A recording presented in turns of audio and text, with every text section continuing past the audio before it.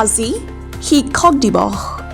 শিক্ষক দাৰ্শনিক পণ্ডিত অক্সফৰ্ড বিশ্ববিদ্যালয়ৰ অধ্যাপক তথা প্ৰাক্তন ৰাষ্ট্ৰপতি সৰ্বপল্লী ৰাধাকৃষ্ণনৰ জন্মদিনটো দেশজুৰি শিক্ষক দিৱস হিচাপে উদযাপন কৰা হয়। দাৰ্শনিক পণ্ডিত সৰ্বপল্লী ৰাধাকৃষ্ণনে দেশৰ শিক্ষা খণ্ডত যিধৰণে সংস্কাৰ সাধন কৰি নৰূপেৰে ৰূপান্তৰিত কৰিছিল, তাৰেই ফলস্বৰূপে মহান দাৰ্শনিক পণ্ডিতজনৰ আজি জন্মদিনটো সমগ্ৰ দেশে শিক্ষক দিৱস হিচাপে পালন কৰি আহিছে। অনুৰূপ দৃশ্য শিক্ষানগৰী বজালীত ডায়মণ্ড গ্ৰুপ অফ ইনষ্টিটিউট শিক্ষক-শিক্ষয়িত্ৰী আৰু ছাত্ৰ-ছাত্ৰীসকলে পালন কৰিলে শিক্ষক দিৱস।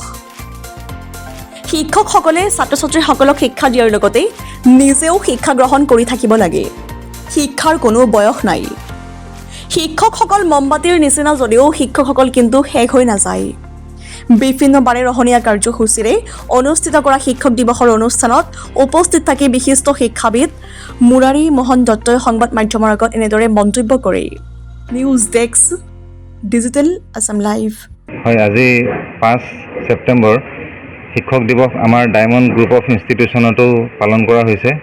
ৰাতিপুৱাৰ পৰা ইয়াত এখন মিটিং অনুষ্ঠিত কৰা হ'ল, য'ত আমাৰ মুৰাৰী মোহন দত্ত ছাৰে ধুনীয়া এটা বক্তব্য ৰাখিলে। তাৰপিছত আজি টিচাৰসকলৰ যিটো ইম্পৰ্টেঞ্চ আছে মানুহৰ জীৱনত, যে শিক্ষক অৰ্থাৎ গুৰু মানে হ'ল আন্ধাৰৰ পৰা পোহৰলৈ যোনে আনিব পাৰে এজন ব্যক্তিক বা ষ্টুডেণ্টবিলাকক, সেইজনে হৈছে গুৰু। সেই গুৰুৰ যোনটো ইম্পৰ্টেঞ্চ, তাক মাৰ্ক কৰিবলৈ আজিৰ দিনটো আমি উদযাপন কৰিছোঁ ইয়াত। আৰু ইয়াতে আমাৰ ইনষ্টিটিউশ্যনখন যিখন ডায়মণ্ড গ্ৰুপ অফ ইনষ্টিটিউশ্যন, এইখন এতিয়া এবছৰ হ'বলৈ গৈ আছে। আৰু ইয়াত আমি মেইনলি নীট আৰু JEE যিখিনি ষ্টুডেণ্ট আছে, সিহঁতক আমি ইয়াত প্ৰশিক্ষণ দি আছোঁ, যোন ভৱিষ্যতলৈ গৈ পেলাই ডক্টৰ হ'ব, ইঞ্জিনিয়াৰ হ'ব। গতিকে ফিউচাৰ পাৱাৰ যোনটো হয়, সেইটো হয় soft power, that is the power of mind. গতিকে সিহঁতি যদি নিজৰ মাইণ্ডটোক যদি কণ্ট্ৰল কৰিব পাৰে through meditation, yoga, proper class, ধুনীয়া representation, diagrams, proper concept clarity, যিকোনো ছাবজেক্ট হওক, ফিজিক্স, কেমেষ্ট্ৰি, বায়'লজি, তেতিয়া সিহঁতৰ আণ্ডাৰষ্টেণ্ডিংটো ভাল হ'ব। আৰু ভাল আণ্ডাৰষ্টেণ্ডিং হৈ পেলাই যদি সিহঁতি এনেকুৱা ধৰণৰ এক্সাম ক্ৰেক কৰিব পাৰে, তেনেহ'লে ভৱিষ্যতে সিহঁতি দেশৰ ভাল নাগৰিক হ'ব আৰু তেতিয়া ভাল কণ্ট্ৰিবিউশ্যন কৰিব সিহঁতে।